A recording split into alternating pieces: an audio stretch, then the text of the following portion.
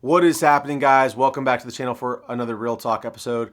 This is a pretty sad one. A young man has passed away, a guy in the Air Force. I don't know him personally. I'm not connected to this personally whatsoever. I should start this off by saying allegedly because I was not there and there's still an ongoing investigation, but it's a pretty big deal. As of right now, the United States Air Force has halted all usage of the M18 or the SIG P320 in the civilian designation, and they have issued everybody a M4 AR-15, essentially an M4 carbine, a full-size carbine in place of it for the time being. So a pretty substantial development, but a young man had to die, which is extremely unfortunate. And I just want to start off by saying all of this is alleged for legal reasons, but I've never recommended the P320 in the past on the channel. I've never owned one. I have very little time shooting one. I think I've shot one like one or two times with friends at a range. But at this point, it's so bad, and I believe to my core that there is an inherent issue with the firearm that I need to say something to give my viewers, the guys that I care about, who take my advice or listen to my advice on the interweb. Just please stay away from these things and protect yourselves. And if you see someone carrying one, maybe educate them if they're not aware of the issue. I actually got to the point where I actually call a homie up who's, not a big shooter. I honestly don't think he's ever even shot the gun, but years ago he bought a P320 when all the things were happening and there was a million first-time gun buyers. And he bought a P320. Again, I don't think he's even ever shot it once, but I told him, like, now's not the time to start shooting it. I think he has a version that hasn't even included the secondary notch on the sear. Again, I don't know exactly when they implemented that change. He never sent it in for the voluntary recall program that SIG had. So his is definitely not a safe firearm in my opinion. So I called him up and I was like, dude, don't try to sell it. Don't shoot it. Just, I don't know, just, I guess, keep it as a relic of the past. But I really don't know what the answer is to people who already own them. I feel really bad, obviously. But let's talk about the incident more specifically. So for those of you who don't know what happened, essentially, again, I only know what happened based off the memo that was put out and the information that's out there and available for everybody. Check out Ben Stager's Instagram page. Barrel and Hatchet posted it. A bunch of people reposted the memo that the Air Force put out, essentially saying they're halting all use of the M18. But the incident that kind of started this cascade effect, as if there weren't enough incidents that happened over the last, year and a half to 2 years, actually longer. It's just we're finding out about them and more recently the last year. What he did was, this is a QLS system, Safariland QLS. So for those of you who aren't aware, he took his holstered M18 off his belt using the QLS system, which just uses a little prong fork. It's kind of like any plastic buckle you would see, like almost like one of these, right? Like a plastic buckle we've all seen on our backpacks. It just uses the same concept. You push these two prongs in, and then you could slide the holster out of the female end, and you have the male end that's attached to the holster. And then you can, move the holster from belt to belt, or if you have, one of these female ends on a desk or in a vehicle, you can kind of clip it in places. So it's extremely popular. I'd say it's the most popular holster attachment method on the market today from Safariland. And according to the document, he just took it off his belt like I just did, but it would have been on his belt.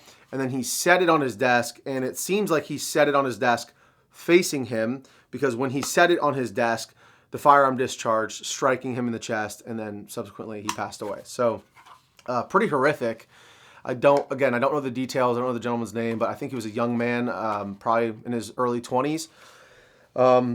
Somebody correct me in the comments if I'm wrong, but pretty horrific that it has to come to this point. SIG put out a statement. You know what? Let's go through, because I want to talk about it in detail. SIG did make a post on their Instagram with the comments disabled. Let's read what their post says exactly verbatim. I don't want to misquote them. Oh, and it's gone. Interesting. Sig Sauer USA. Let me see. Inc. Let's see. Okay, here it is. So Sig Sauer Inc. posts, "Our hearts are with the service members and families impacted by the recent reported event at the F.E. Warren Air Force Base. We proactively offered assistance to the U.S. military as they investigate the incident and remain willing to help in furtherance of their ongoing inquiry. We have absolute confidence in the military's ability to conduct a thorough investigation and are working with the Air Force and Army to answer any of their questions. Comments disabled. I actually like the post because at least it's not straight up, hey, it wasn't our gun. It must have been the holster, which has been the response over the past year or so. It ends today. All these engagement hacking grifters on the internet. I was never one of those when that first came out, but you know what? Their response really upset me and a lot of other people because that's not the way you respond to your paying customers. Like, hey, you're wrong, you're dumb, we're right. You know, it's just the worst response they could have ever had. So that was a post I actually liked. At least it wasn't silence, and at least it wasn't denial. I mean, a very low bar to be set, but absolutely ridiculous that it's had to come to this point. You know what? Since we're already on Instagram and scrolling around, let's head over to Barrel and Hatchet's page, if I could find it, and see the actual memo. So, set this guy down. Let's see here. So there's their email. I'm not going to read the email. I'm going to read the actual document here. So, immediate action required, effective immediately. All personnel and AFGSC will pause use of the M18 MHS for all operational and training activities until further notice. The pause will remain in place until completion of ongoing safety investigations into recent incident at F.E. Warren Air Force Base. Wing commanders and DFCs will arm personnel with the M4 rifle in place of the M18. Interim procedures until further notice. Wing commanders and Defense Force commanders will issue the M4 in place of the M18 to required personnel. Ensure continuous mission capability during the pause. Contact yada yada for supplemental guidance for tasks routinely accomplished with the M18 and for which accomplishment with the M4 is not feasible. Provide feedback for any operational issues this direction causes. Okay. Ongoing coordination. Staff is actively collaborating with the Air Force Security Forces Center. Conduct a comprehensive review. Develop appropriate corrective measures. Establish a timeline for resolution. Inspection requirements. Combat arms personnel will conduct 100% inspections of all wing assigned M18 weapons using technical order, some technical mumbo jumbo there, some numbers, and I'm guessing it's a document that describes how they are going to inspect the weapons. And then additionally, supplemental inspection guidance and developed by, okay. So pretty much straight up, and this is from Thomas A.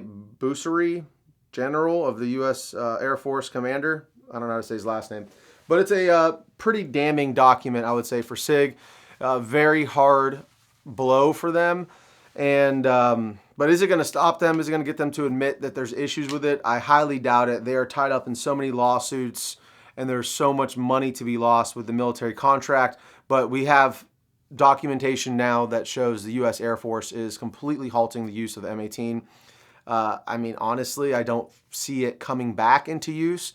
I think this is a pretty abrupt pause. It's not like they're saying, hey, we're going to, you know, it's very clear that they're going to conduct an investigation, but it seems very clear what actually happened. I mean, I don't think any guy would set his gun down, it's just, how do you defend this as a 320 engineer? I really don't know.